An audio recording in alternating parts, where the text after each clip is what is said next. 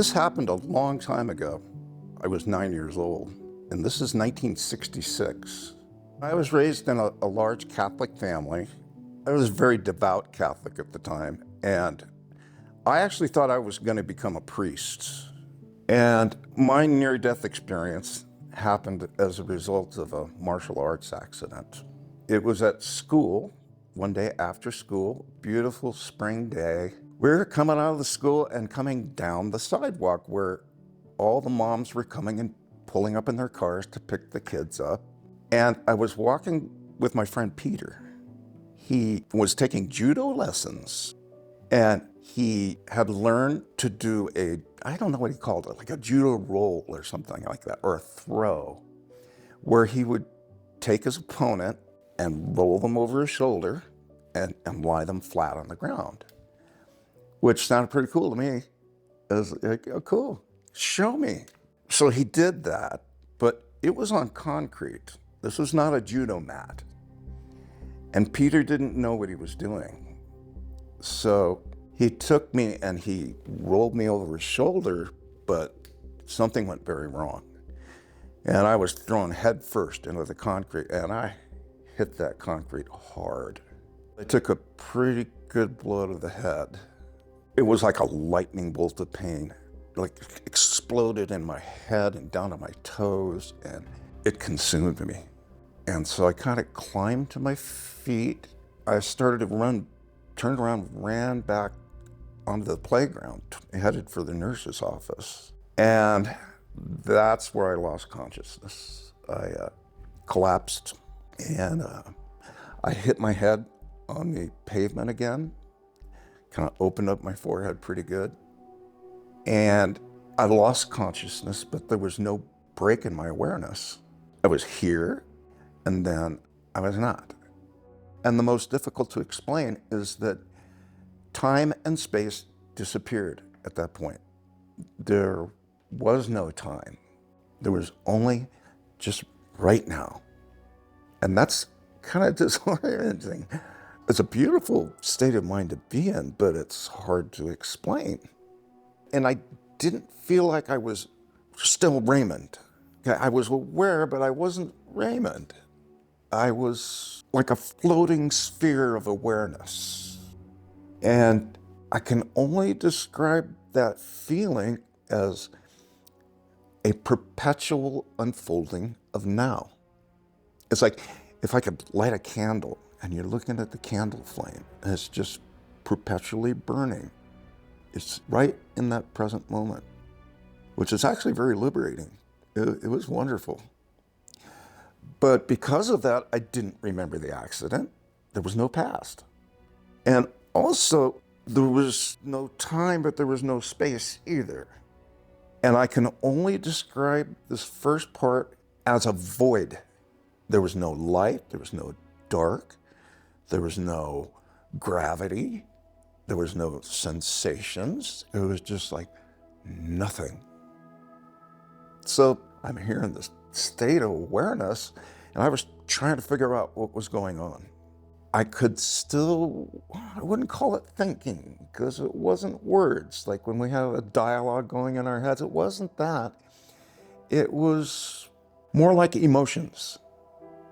But I couldn't grab on. I had no reference point to anchor myself to know who I was, what was happening. And I didn't remember the accident, and it was a very chaotic feeling. And I started getting scared. And as the fear ramped up, it started getting kind of out of control.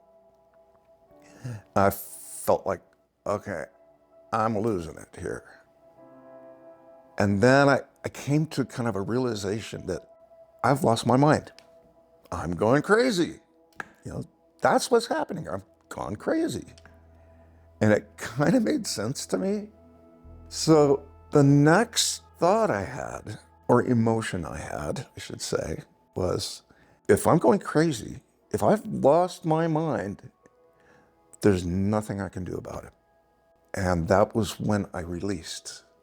I just let go. And as I let go, the pleasurable sensations started there. Peace and tranquility and quiet and relaxation and contentment, those kinds of emotions. And then they started ramping up stronger and stronger and stronger to a state of utter bliss. It was so beautiful. And I somehow became aware of a point of white light. And I don't know how I knew that, but I knew I had to go toward the light. And as I did that, the light got bigger and more beautiful and more intense until it utterly absorbed me. And I was the white light. It was infinite love. I mean, that's a big word, infinite. It was so perfect and complete. It was like wave after wave of cleansing white love. And it was just utterly liberating. It was beautiful. It helps me to close my eyes. I can go kind of right there when I do it. It was so perfect. And things that I would see weren't actually things. It was more like everything was made out of light and everything was alive. It was very real, but in an experience like this, it's experiential. So words don't really say it. There was no time or space, but time and space are built right into our language. And so it sounds like a series of events and that I was somewhere in a place, but it wasn't like that. So I have no sense of how long it was, or because that just didn't exist. So here I am getting washed and cleansed in the white light, and I became aware of some sort of floating sphere of awareness like me. It was another being. It was my dog, Skippy, who had died a few years before. Now remember, I didn't remember the accident. None of this was making sense, but it was my dog, Skippy. And now he didn't have fur and a tail and a tongue. Yeah, he had no body, but he was a floating sphere of awareness like me. And I recognized it as Skippy, and he recognized me, and we were communicating. It was like telepathic and perfect communication. And it was love. It was Skippy. Oh, I love you. I love you. Where are we? What's happening? And he was loving me right back. We absorbed each other and became the same being. And there was another presence of some kind, a floating sphere of awareness, but this one was more complicated. It was a masculine presence, which is hard to explain because there's no gender there. I didn't have a body, but he knew me. And he said, "Come here, I want to show you some things." And then he absorbed me. We became one. And I experienced what I could only call a download. It was like billions of questions were answered in just a moment, instantly. And I understood. I understood everything. How the universe works, what our purpose is, everything made perfect sense to me. And it was not like I learned anything. It was more like remembering. I already knew it. And I wish that I could bring some of that back with me. I don't think I can. It's not that I don't remember. There are no words for that. Because words they're just symbols. They're not the actual thing. So I'm not sure I could explain or give you anything from that download, but I understood it. That was the important part. And this being that had absorbed me, I don't have a name for this being. I don't know what it was, but he said, "Raymond, I want to show you who you really are." And it opened up again to another level. It was like the entire universe opened up and shimmered in front of me. And the white light was alive. It was living love, if that's possible. So it was like everything opened up again. This is the most exquisite part. Imagine you're like the Hubble Space Telescope. You're up in space and you've focused in on a galaxy. Little points of light all swirling around to a hot, intense, glowing center. I was one of those points of light, and there was an infinite number of them. They were all alive, and we were all connected. It was like one thing, one being. This was God. But when I used the name God, or the word God, it's probably not what you're thinking. And I'm not religious at all, but somewhere in the Bible, I can't remember where this is, I saw a passage where God was referring to him, herself, as I am that I am, which is perfect because God is like a proper noun. I am that I am is a verb, and that's what it was like. Everything was in action.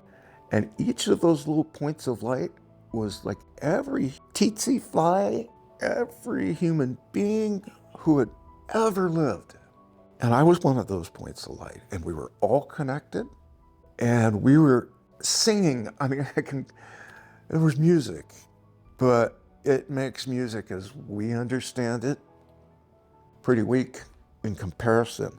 This was living and breathing and had color and dimension and all encompassing. It was alive. The music was alive. And we were singing to one another. We were all singing this, what I can only call, it was like worship. It was like worship.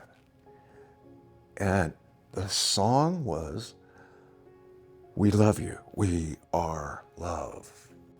It was so beautiful. I can kind of go right there. And somehow we told me, it's not your time, you have to go back. But it wasn't words. And I didn't really know what back meant. I didn't have any memory of the accident, but I knew that whatever was happening was like going to be something other than this intense, beautiful, blissful experience. You got to go back. And it was like, I just said, no, I am not going to go back. And I threw a temper tantrum. I did. I said, no way, I'm not going back. Then I was reassured. We reassured me that it's okay. You can come back anytime you want, anytime. Once you've fulfilled your purpose, which I got it. And I used to say that I was returned to my body, but it wasn't like that. It felt like reality was reassembled itself. I've tried to think of like a visual. Say you're gonna make a fruit smoothie and you got your blender here, your fruit, and you're putting the bananas and apples and it's blending up until it's a liquid. Now, imagine if you could watch it in reverse. It turned from liquid back to solid, and it was more like reassembling reality. And then I was back on the school playground in terrible pain. I opened my eyes and I saw the emergency technicians circled around me, and my head was packed in ice. And I opened my eyes and I went, no. And I closed my eyes and I tried to go back as hard as I could. I'm going back, but someone saw me open my eyes and they're slapping me in the face. Wake up, Raymond. Don't go back to sleep. Wake up, wake up. There was a bunch of medical stuff that happened. I was taken to the hospital. My mother was the director of nursing at the hospital that they took me to. So here's what I know about what she told me was when she got the first phone call that Raymond's had an accident, he's not breathing. To the second phone call she got, he's breathing again, that was 12 minutes. So I'm not sure how long I was actually out, but I know that. The fire department was very close, like a block or two away. So they were on the scene really quick. And I got banged up pretty good. I had a bad concussion, which, head injuries are funny things. I mean, even today I can still feel it. My memory is like random and unpredictable sometimes, and that happened as a result of that accident. But the part that was most difficult for me was afterwards. I had this incredibly profound spiritual experience, and I had nothing to compare it to. So it was pretty confusing for me and traumatic too. So we're in the hospital. I was trying to explain to my mom what happened. She was a good Catholic mom. She'd say, well, Raymond, the brain's a funny thing. It can do some funny things. You took a hard blow to the head. And I'm going, no, Mom, this was real. This really happened. She was concerned. So she reassured me at that time that I'll set up a meeting with the parish priest and we'll work through this. And I thought, okay. And again, I tried to tell him what happened. And his interpretation of this was, he said, I think this was probably a trick of Satan. And that really frightened me. I was like, I had been possessed by the devil. And I remember also having this thought, if the devil's that good, I don't have a chance. I'm not gonna make it. That frightened me pretty bad. And remember, I thought I was gonna be a priest. So there were some direct conflicts. It was very spiritual. I met I am that I am, all of that. But it wasn't what they were teaching me at Catholic school. So I learned really early on not to talk about it because the near-death experience wasn't really a thing at that time. I had no way to know what it was that happened. And I just took that fear and I psychologically packaged up this near-death experience and I put it away. I put it out of my mind and I never processed it as a kid.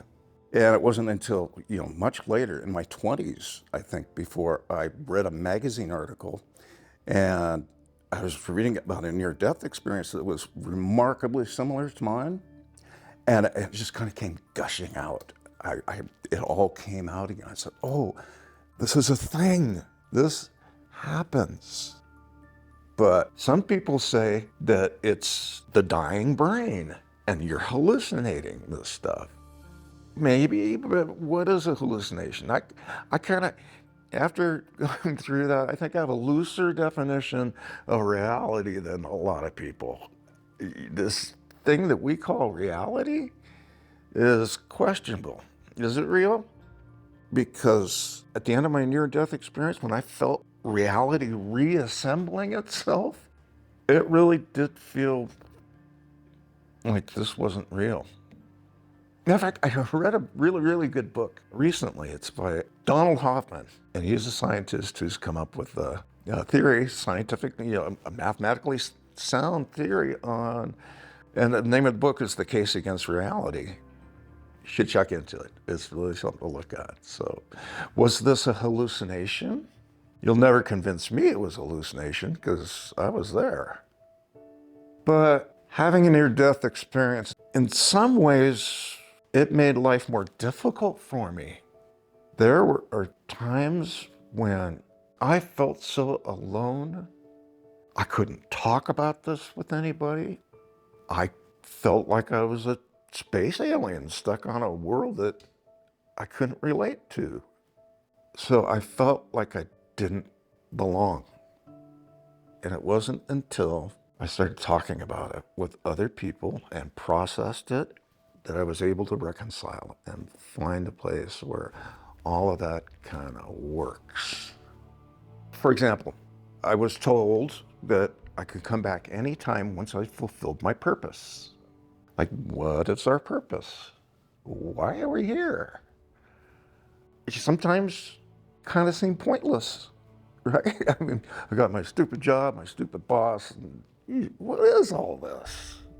And in that state where everything was made out of love, it was intense and infinite love, but it was more like potential. So I know what our purpose is. Our purpose is to love. That's what we are. That's what we do. We're here to love.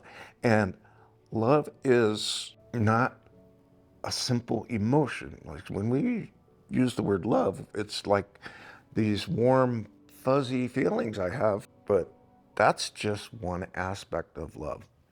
The complex part is that there it was obvious. Everything was made out of love. This was all love. And so our purpose here is to do that, and it can be difficult to do cleanly. But we're here to love with skin on and fulfill that huge potential that it was like there. But I think a lot of people who are watching these videos are in grief. They've lost someone they love, and they're trying to piece it together. What is the afterlife? Is there such thing? Is my dad still here? And I've been through it too. I mean, it hurts when I lose someone that I love.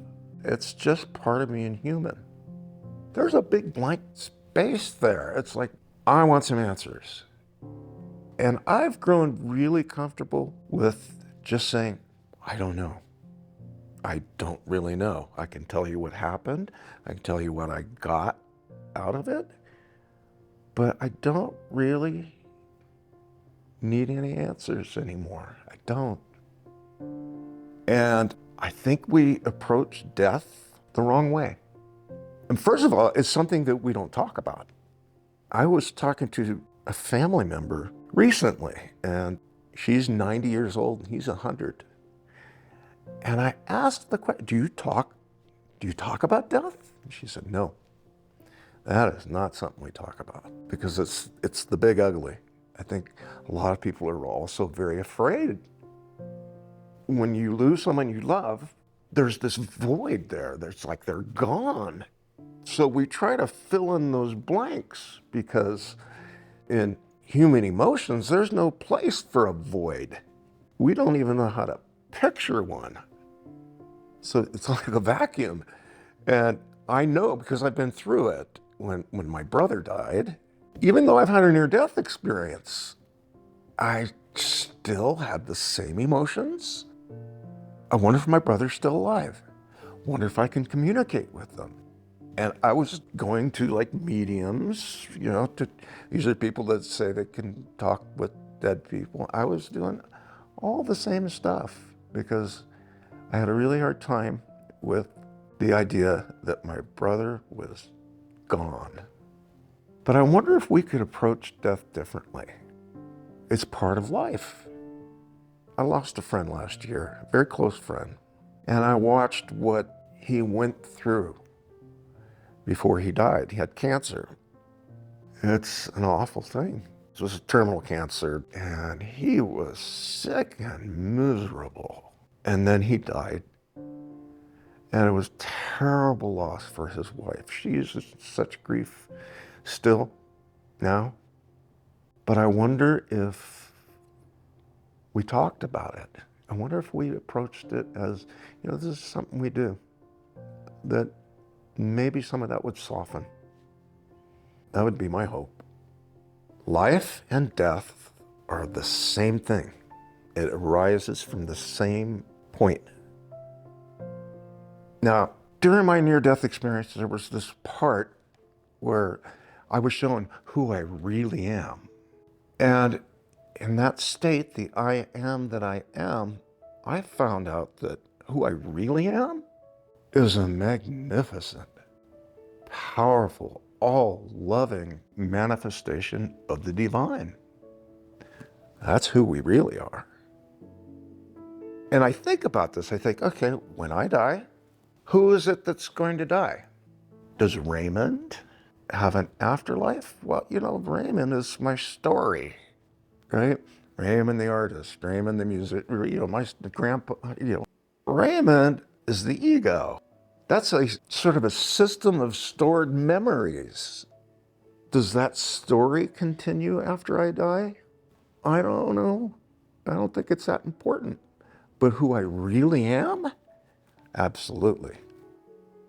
So my brother who died, is he still alive and well? Absolutely. He's just in a different state. And I've thought about this recently because we have a family friend who is my wife's lifelong buddy since college. But Julie, about a year and a half ago, started showing signs of dementia. Now she's young, 64, 65, something like that.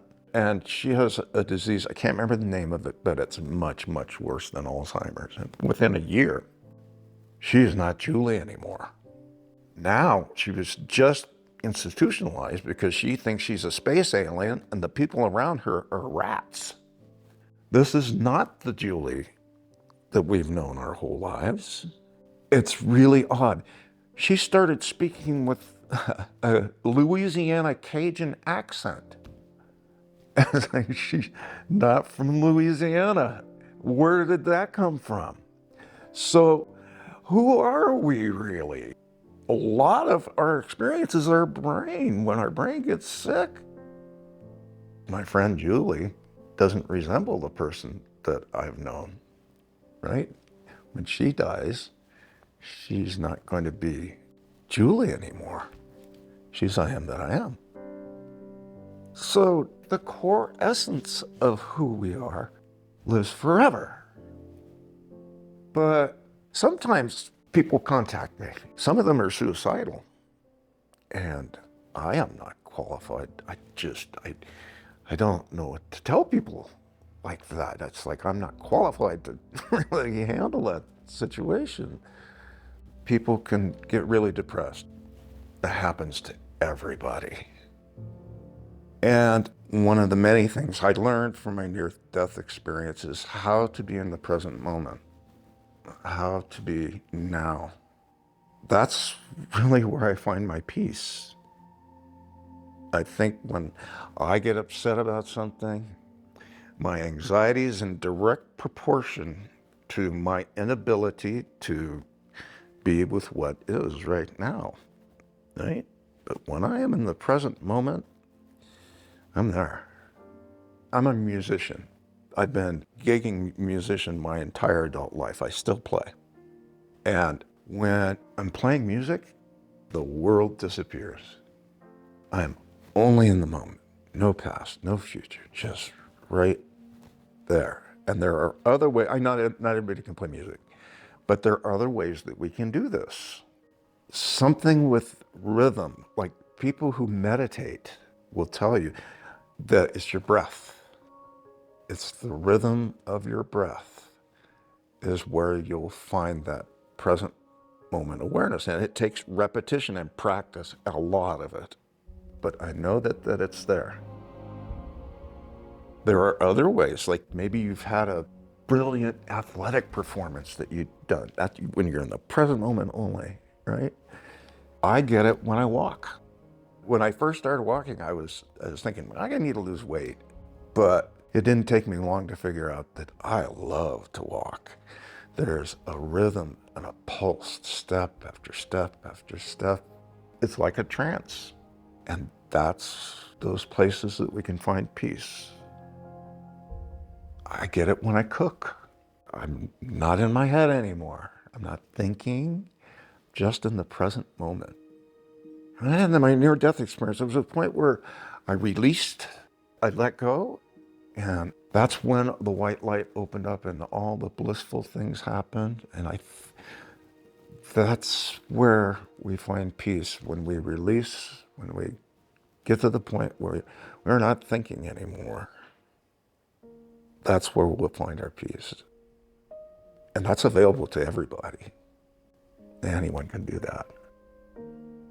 Try walking. Find the rhythm. There are times when I'm playing music. This might sound odd because when you think of playing music, we're playing notes, right? Musical notes.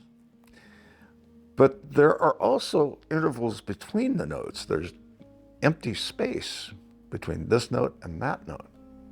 Sometimes I'm playing notes and it's a trance-like state. I can flip my brain and I am playing those holes between the notes.